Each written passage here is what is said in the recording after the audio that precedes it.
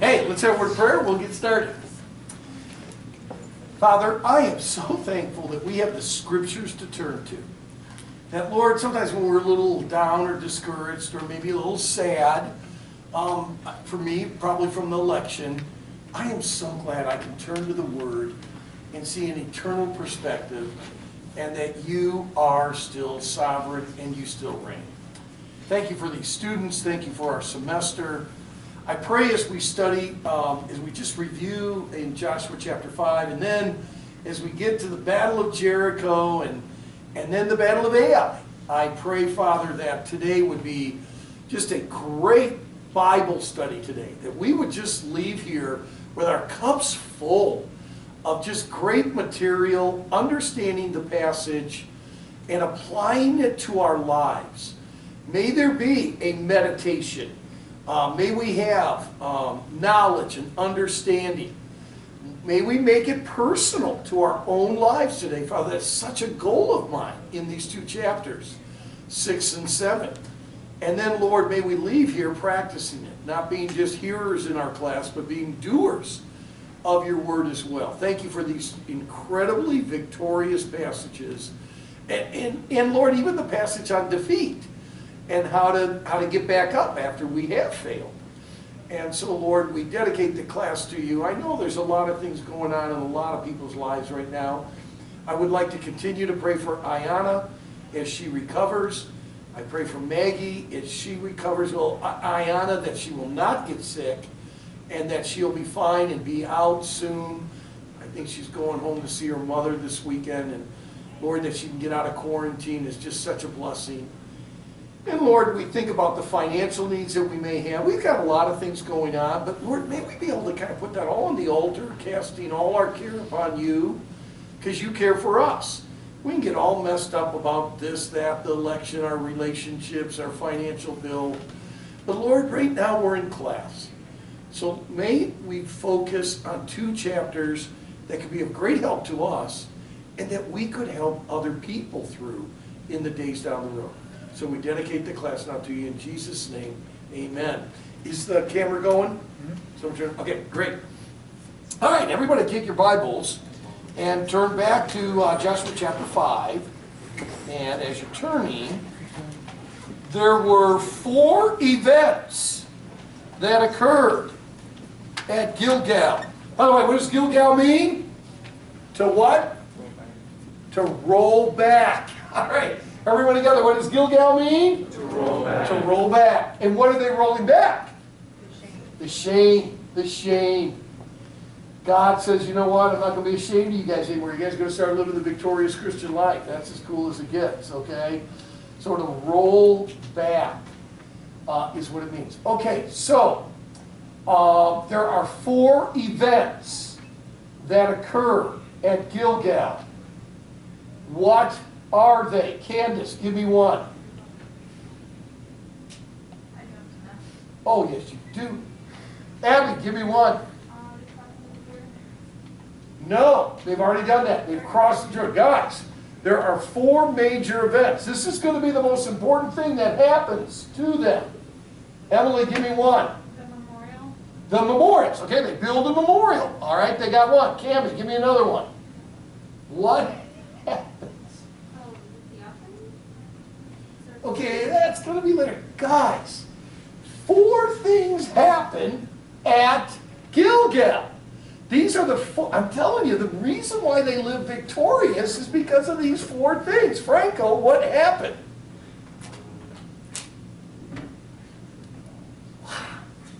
Okay, I could not have taught that badly. There's no way I could have taught that badly.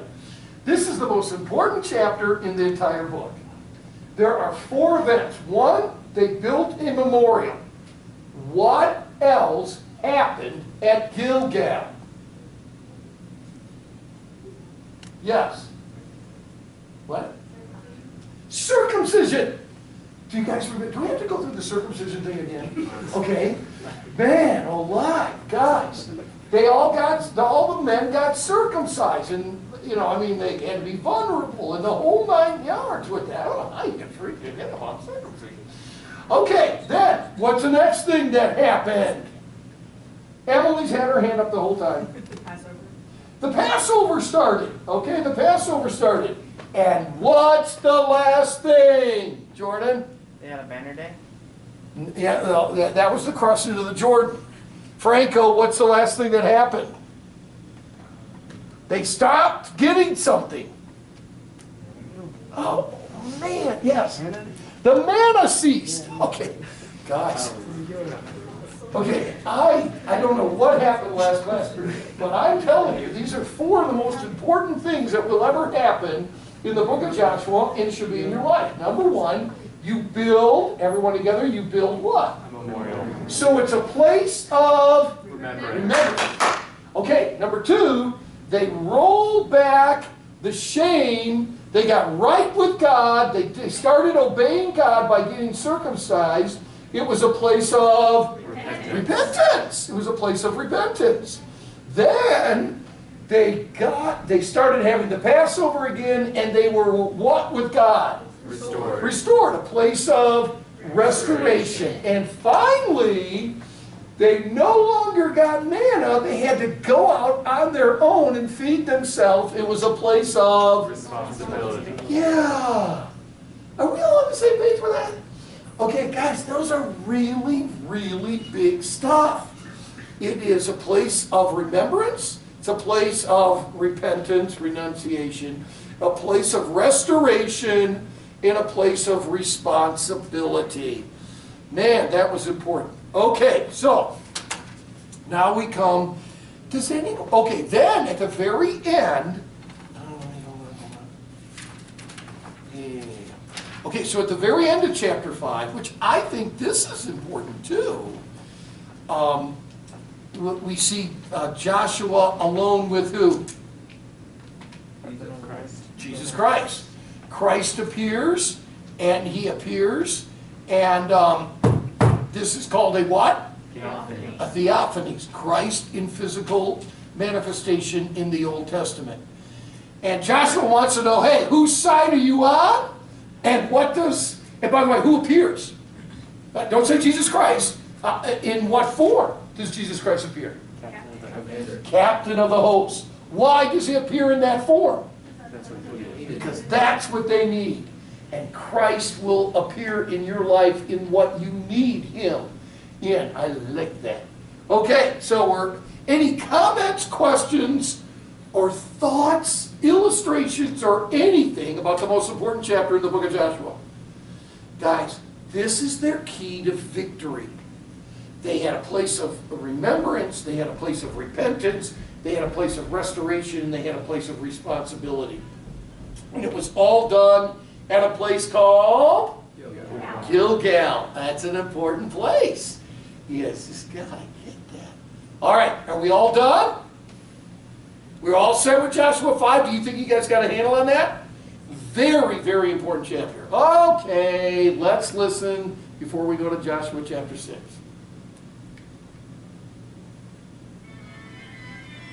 You're welcome to sing with it. It isn't very loud.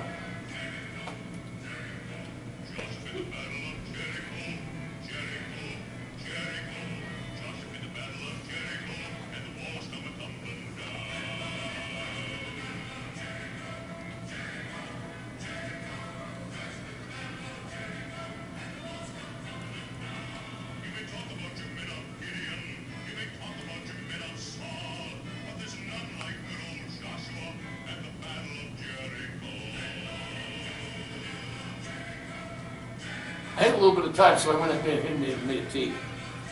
Me singing. I sound like this in the shower.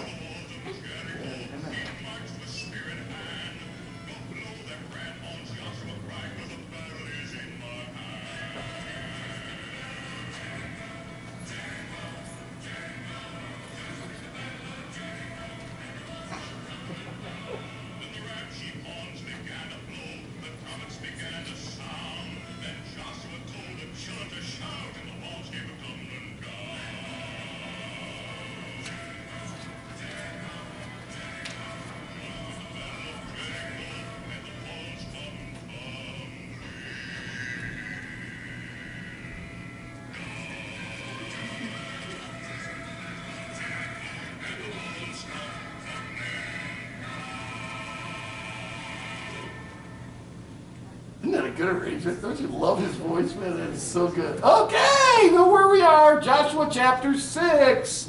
Let's look at Jericho. Joshua chapter 6. We will start reading. I don't think we ever started over here. So we'll start over here. We'll go right down the road here. We'll go back. Ooh, he's with us today. Look at you still taking this class. Whoa. We'll go down the road here, and then Mo will go down here to Libby, and then back to Cammie, and go down, and we'll go on over. All right, so here we are, Joshua chapter 6. Hey, we got a few things we want to answer. This will be a week to remember for Israel. Never will a battle be the same. Never will Israel be the same, and never will the enemy be the same. This is a huge day. Hey, Jordan, what kind of day is this? It's a battling day? Yes, it's a battling day because it's going to lead to a banner day when it comes down. Okay, so here we go. So you think you know the story of Jericho, do ya? Let's ask 8 questions. I think we covered number 1. Is that correct? We covered number 1 already, but let me just go through it again just in review. What was Joshua doing in Jericho, and why was he there, Jason? Why was Joshua at looking out over Jericho? Why was he there, that last little part of chapter 5 there? What was he doing? Joshua's all by himself. He gets all by himself, and he's looking out over Jericho. What's he doing there? He was coming up with a battle strategy? Yeah, he's coming up with a battle strategy. He's probably praying to God, Lord, I don't know how we're going to take these walls down. How you're going to give me a special weapon or whatever, And then that's when the captain of the host comes. Let's look at our notes here for just a moment. He's bearing a burden. He's got it, Lord, I don't know how we're going to do this. He's preparing a strategy, and he's getting alone with God. By the way, before you got a big battle, that's not a bad idea. You carry the burden of the battle, you prepare a strategy, and you get alone with God. Joshua was a military leader trying to put together a strategy to battle Jericho. Remembering the past victories, getting his heart right with God before the battle, spending time alone with God. Boy, those are just such good things. Joshua just said, God, how is this going to happen? And guys, I will tell you, there's times you just got to get alone with the Lord and kind of, Lord, what's my next step of my life? I need some guidance. I need some wisdom. I see this huge walls. How is this going to come down? By the way, here's another one. You got to sit in your life, because that's what Jericho really represents, a stronghold. We're going to talk about that in a minute. It really represents a stronghold. You know what? You get alone with God. And you say, Lord, I have such a battle with jealousy. And I just really envy other people. And you carry the burden. And you go, God, how can I overcome this stronghold of jealousy or bitterness or lust or anger or pride or my tongue just keeps getting me in trouble. And I'm cruel sometimes, God. So you get alone. You look at this. Bearing a burden, preparing a strategy, and getting alone with God and crying out to God, God, help me. And I think that's what Joshua was doing. Question number 2. Who is it that comes to Joshua? I think we covered this too, didn't we? The pre-incarnate Christ in physical form is called a theophany. I won't bother you guys with that again. Okay, you guys, except for on the test. Christ comes as captain of the host of the Lord in full battle garb. Man, he's got the sword drawn and everything. Boy, Joshua, it's like, oh man, I got to fight this guy. Joshua's greatest need was a captain. If Joshua needed bread, Jesus would have come as the bread of life. But what Joshua needed was a captain. And Christ was that to him. Whatever it is that I need in my life, Christ is that to me. Whether it is strength or counsel, whether it is a friend, whether it is whatever it is you need, guys, Christ is that to me. All right, number 3. Is that when we ended, by the way? We're all caught up now, so here we go. Number 3.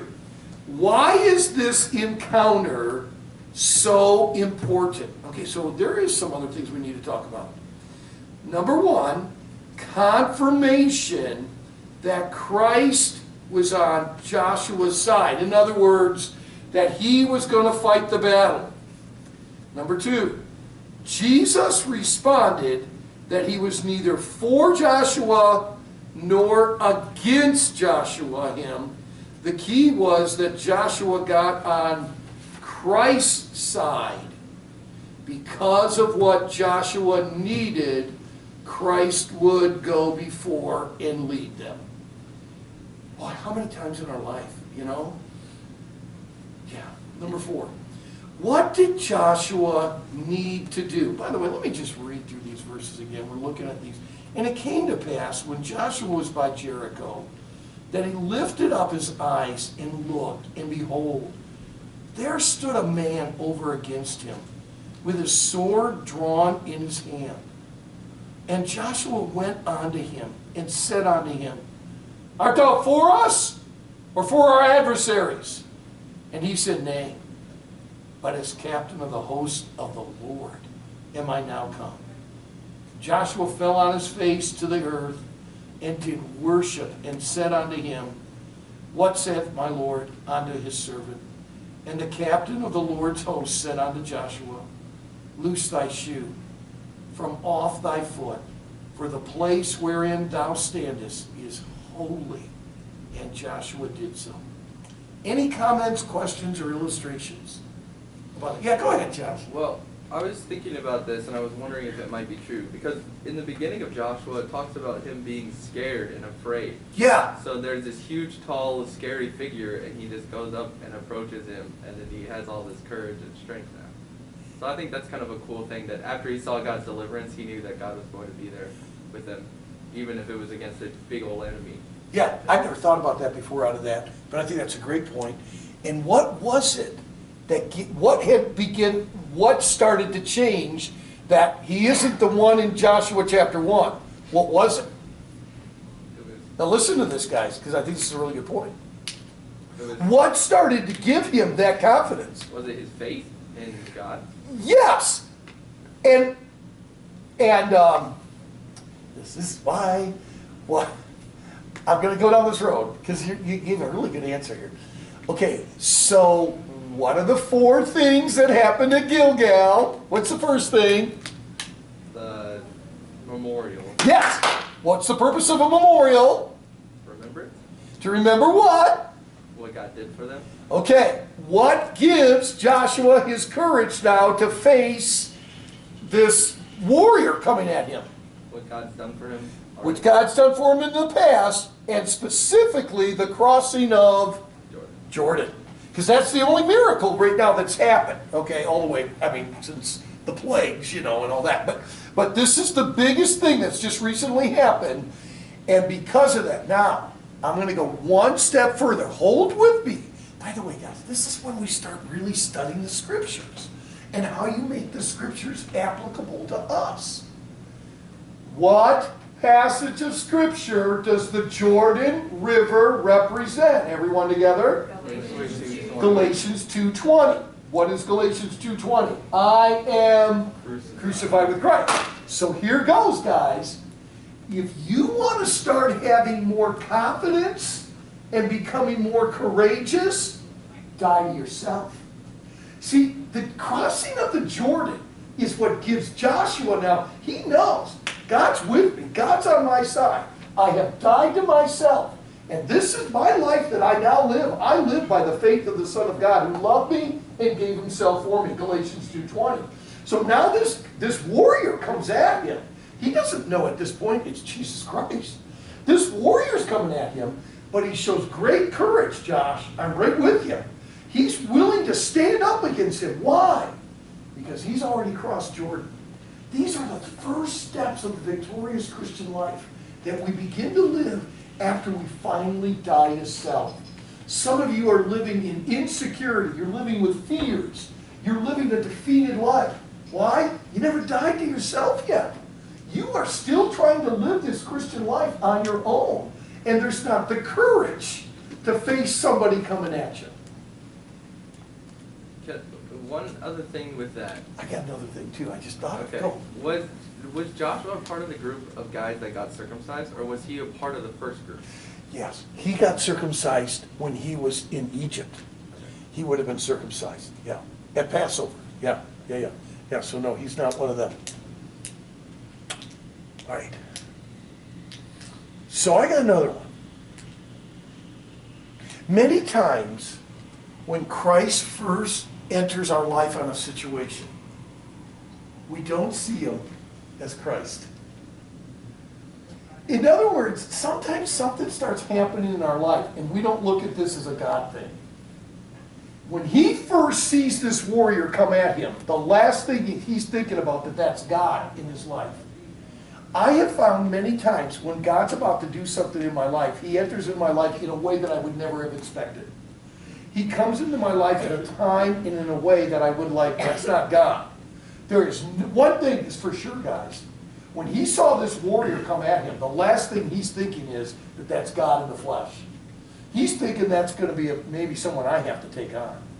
And I think sometimes Christ comes into our life, and when he comes in, we see a situation, we don't see that as God.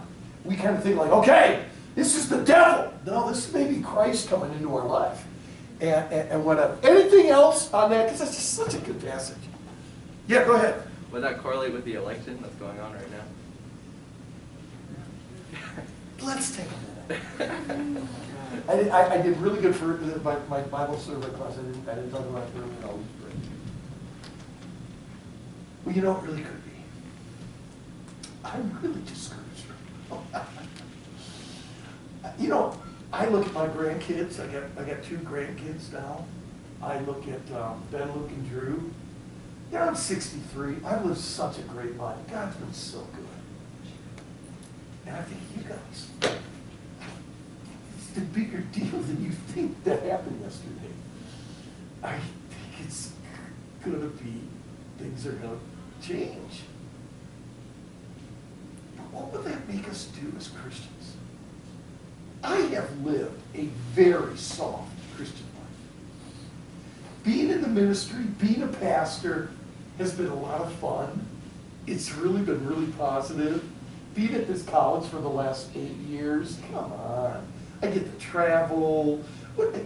Yeah, so okay, I'm a busy person. Okay, I got a lot on my plate.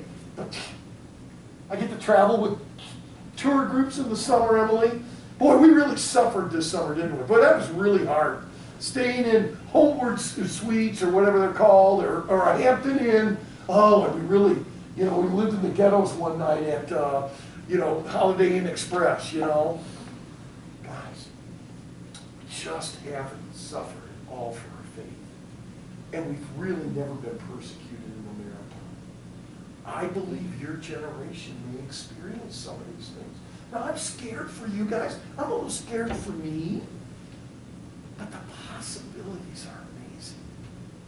Could Christ be showing up by Joe Biden winning? Yeah, Josh, I think so. I don't understand it all right now, and I don't see it all right now. But maybe this is going to develop a faith, a Christianity that we have so gotten away from. Because I think we're going to be tested. I think we are. But in those tests, maybe we will see God do things that we would have never seen in ministry. Never seen before. Yeah. No, I agree. Anyone else want to make a comment today? Anyone want to say anything? Yeah, I think. Go ahead, Kevin. You can say whatever you want, man. It's just us here today.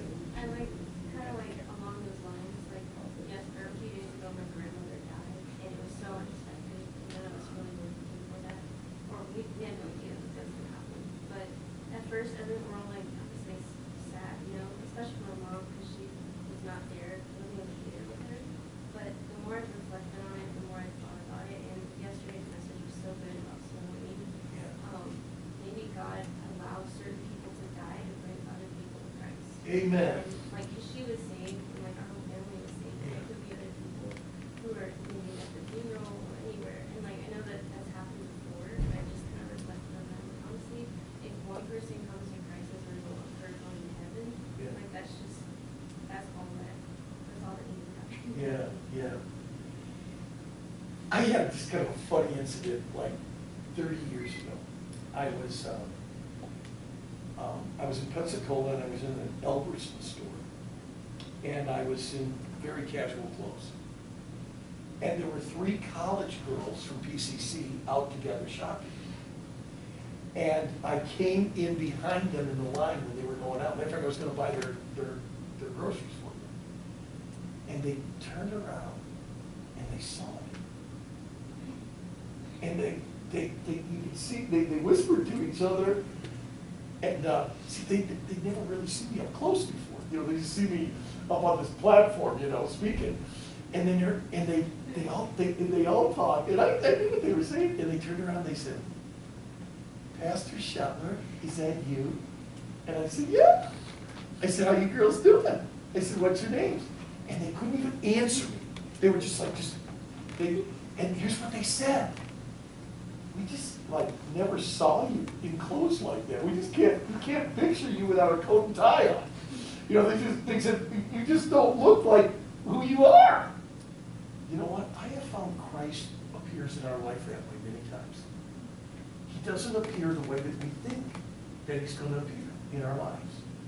And I think Joshua is like, okay, I don't know who this is, but this is not God. This is someone I got to fight. And it's actually going to be the one that's going to give him victory. And it's actually going to be the one. So I love your comment. I think you're right on with that. That's a school thing. Jordan? Just an example, like in Honduras and Nicaragua areas, where I'm from, it's very much liberal, even more liberal than Joe Biden is supposed to be. And it really does affect the people in a positive way for so many. How? The fact that people in poverty tend to be more open to the gospel than people that have a lot of things that they can rely on. So, You know, the dollar, you know, we have on all our coin, all of our money, in God we trust. But we don't. We trust in the money, don't we? And it could be interesting what will happen. It's just really interesting what could happen. That's a very interesting perspective. Maybe people will find finances. we'll just, Yeah. not say. Yeah. All right. Anything else? Any other comments? All right. We are now ready for chapter 6, verse number 1. Now Jericho was straightly shut up with the children of Israel, none went out and none came in. Wow. Now Jericho was straitly shut up because of the children of Israel. You in Joshua chapter 6, verse 1. Y'all just read that? Hold your place. Go back really quickly. Numbers chapter 13. Go back really quickly. Numbers 13. I'll read it. You ready? Numbers 13. All right. Would you read Joshua chapter 6 one more time? Would you just read it real loud one more time, and then I'll go. Now Jericho was straitly shut up because of the children of Israel, none went out and none came in. Verse 27. We came unto the land whither thou sentest. Surely it doth flow with milk and honey. And this is the fruit of it. Nevertheless, the people be strong that dwell in the land, and the cities are walled and very great. And moreover, we saw the children of Anak there, and the Amalekites dwell in the land of the south, and the Hittites, the Jebusites, and the Amorites dwell in the mountains, and the Canaanites dwell by the sea and by the coast of Jordan. Caleb stilled the people before Moses and said, let us go up at once and possess it, for we are well able to overcome it. But the men that went up with him said, we be not able to go against the people, for they are stronger than we. And they brought up an evil report of the land, which they had searched unto the children of Israel.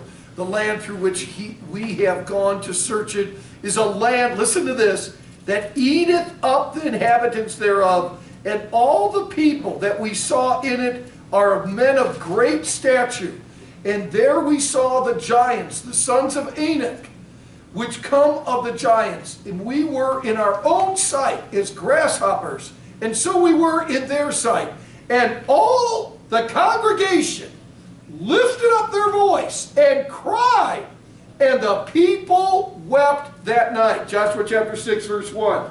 Now Jericho was straitly shut up because of the children of Israel. None went out, none came in. Wow. Whoa. You got a difference here? Why? What had has changed. And let me ask you something. Are the walls still very great? Are the giants of Anak still alive? Joshua chapter 6 verse 1, they're all straightly shut up and scared to death inside of Jericho. Numbers chapter 13, the Israelites are scared to death. They're like grasshoppers. What changed? What's changed? Aaron, what's happened? What's changed? They died. Okay, so help me explain. And the deliverance in Jordan. So what does all that mean? No, you got the right answer, but I want, so what does that mean? Their trust has shifted. Yes. They are no longer, I'm crucified with Christ. Nevertheless, I live. And the life that I now live, I live by the faith of the Son of God who loved me and gave himself for me. Guys, before there, what did we hear today? What was the big question today in chapel? Where is your faith? In Numbers 13, their faith was in the giants. In Joshua 6, their faith is now in God. And the difference, mattered everything to the city of Jericho now. Now the city of Jericho is all closed up because of their faith and that they died to self. Isn't that a cool thing? All right, who's got verse number 2? Anyone have comments, questions, illustrations? Go ahead, Abby. Verse number 2. And the Lord said unto Joshua, See, I have given into thine hand Jericho, and the king thereof, and the mighty men of valor. Okay, now, this is so good. And the Lord said unto Joshua, everyone together, what's the next word? And the Lord said unto Joshua, See. Okay, that was terrible. Emily's the only one that said it. And the Lord said unto Joshua, See. See what? See what? Is it Ben? Ben, see what? He had given Jericho to the Israelite army. Had he given Jericho to him yet?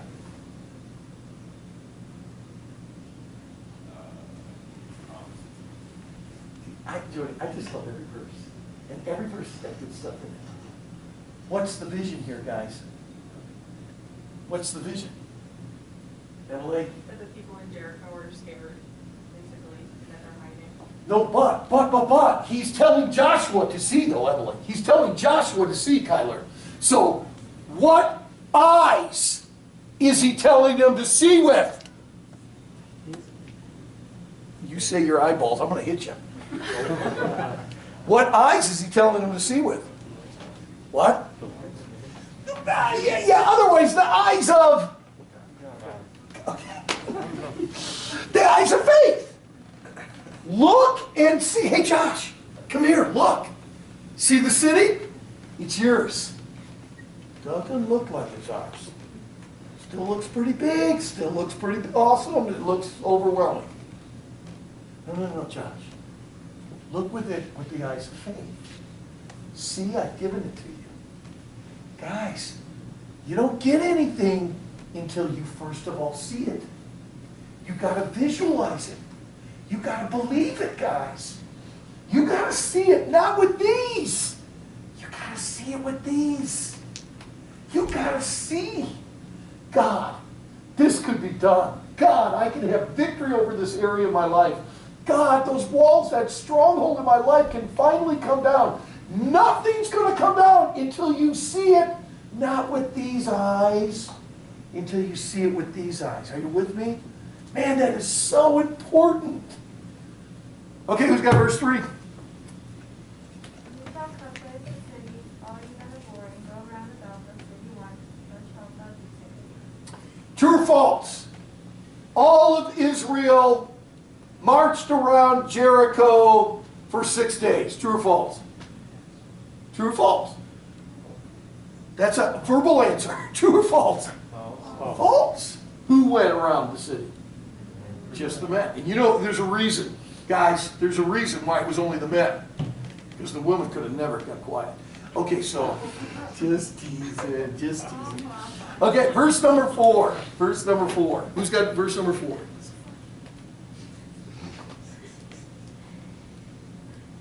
Mo, go. Or Libby, I don't care, somebody back there. 7 priests shall bear before the ark 7 trumpets of ram's horns, and the 7th day he shall Compass? compass the city 7 times, and the priest shall blow with the trumpets. Okay, let's keep reading for a little bit here. Okay, so, okay, so the 7th day they're going to go around 7 times, otherwise they're going to go around 1 day every day. Okay, keep going, Libby. And it shall come to pass that when they make a long blast with the ram's horn, and when you hear the sound of the trumpet, all the people shall shout with a great shout, and the wall of the city shall fall down flat, and the people shall ascend up every man straight before him. The placement of the shout is extremely important. Whenever you win a victory like Pi Delta Lightning one Saturday night, when did they give a shout? Before they played Alpha Omega or after they played Alpha Omega? Oh, you did. Well, man, probably coming before the fall. Okay, they didn't shout till afterwards. When they won, they shouted, okay? When do you normally shout? After you win. When did they shout? Okay, so we could get really interesting right now. Maybe the shout is the victory. So in other words, okay, we would say before, and that would be a true answer. But they had to believe it first in their heart, didn't they? Where you place your shout is a very important, that'd be a good name of a message. Where do you place your shout? We place our shout on the front end, believing that God's going to give us victory. Okay? All right, what verse are we on? I don't even know. And who's reading? Are we in verse 7? 6, go. And Joshua the son of Nun called the priests, and said unto them, Take up the ark of the covenant, and let 7 priests bear 7 trumpets of ram's horns before the ark of the Lord. Okay, keep reading. And he said unto the people, Pass on, and pass the city, and let him that is armed pass on before the ark. Good. Keep going. And it came to pass when Joshua had spoken unto the people, the 7 priests bearing 7 trumpets of ram's horns passed on before the Lord, and blew with the trumpets, and the ark of the covenant of the Lord followed them. Keep going, gang. And the armed men went before the priests that blew with the trumpets, and the reward came after the ark, the priests going on and blowing with the trumpets. And Joshua had commanded the people, saying, Ye shall not shout, nor make any noise with your voice, neither shall any word proceed out of your mouth, until the day I bid you shout, then shall ye shout. Why? Why did they have to be quiet? Why were they not allowed to say anything as they walked around? By the way, let me give you a little visual. I really have done the research on this. Do you know, do you know what this, by the way, does anyone know where the Readers live? Do you guys know where the Readers live, the house at the end of our property? Do you all know that? Okay. Everyone got that kind of in your mind there? Can I tell you how big Jericho was? Jericho would be like walking down 40th Avenue in front of the college, all from the Walter Center, all the way from the corner, coming all the way down to the Lancaster Boulevard, taking a right on Lancaster Boulevard, going down to just about where the Reader's house is, just walking through the field, back to J, and then back around. I'll tell you something. A little bit larger than our piece of property of about 100 acres. That would be the perimeter of it, okay? And you could do that probably in about an hour. You could make that walk probably in about an hour. All right? Why do they have to be quiet?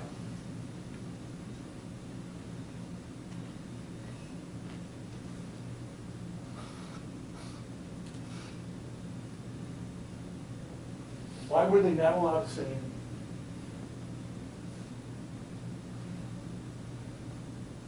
What would you, guys, this is how you meditate on Scripture.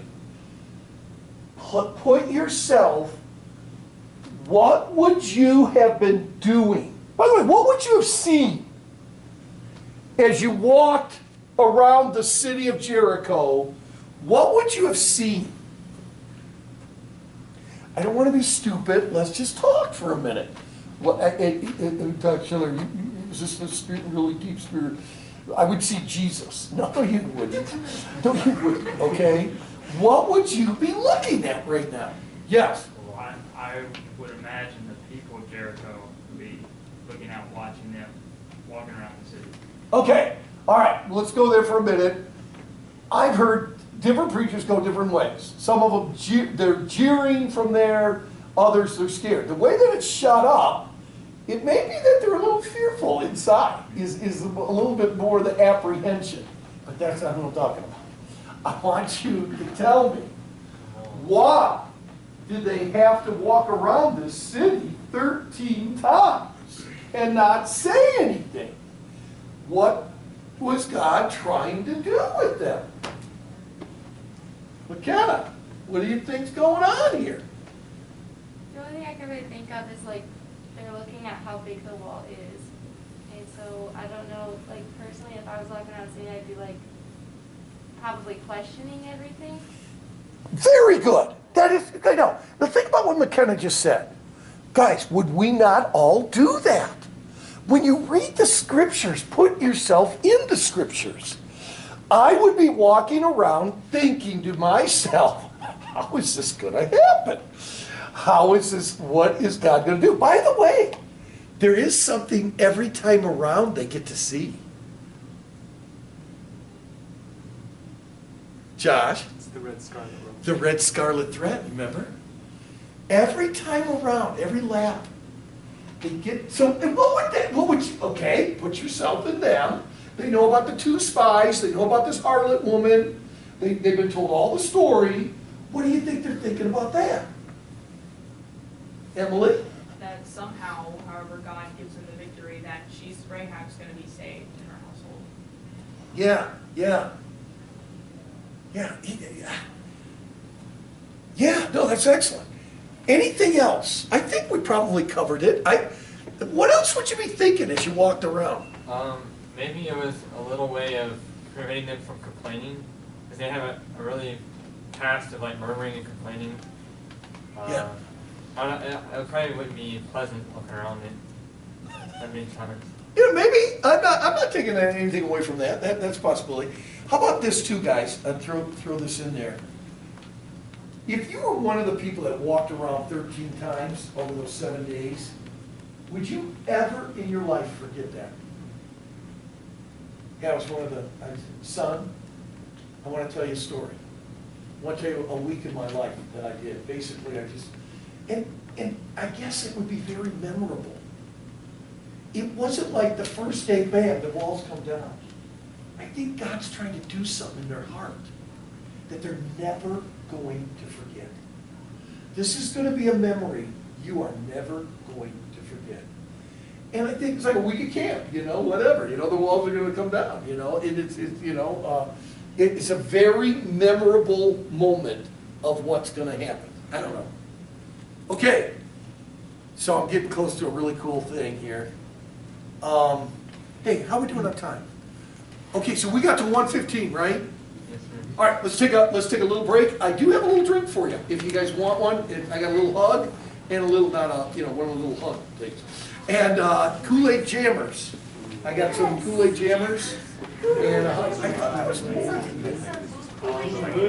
Hey, you know what? I think I almost got enough for everyone. I know I got something for everyone.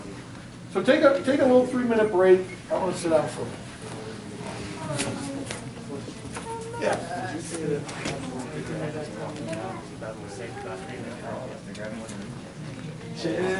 Oh, that's an interesting thought. That like this is stupid.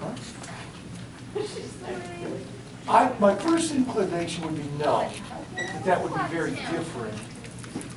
But they could have. They go like, why are we doing this? This is, why do we have to do this? So they might have done that.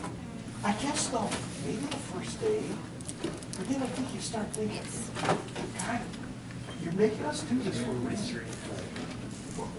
Why is this?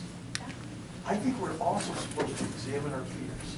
The thing that scares you the most, examine it. maybe by the way, there might have been a transition that went on in the next At first, it might have been a lot of what you're just saying right now. This is stupid, this is dumb, how, then the next day this could never happen. Maybe by the end of the week. So it could have also been, it took a while for them. I definitely think there was a preparation. Yeah, that's good. Good comment. Joe, did you get something? How's Maggie doing? Good. It doesn't, she's good, it doesn't hurt anything. Doesn't hurt anymore already, huh? Wow. So let me ask you something. Did you get spared of all these things? Because, you know, Megan had all that foot problems too. Didn't she? It skipped me. It skipped you, you have to think.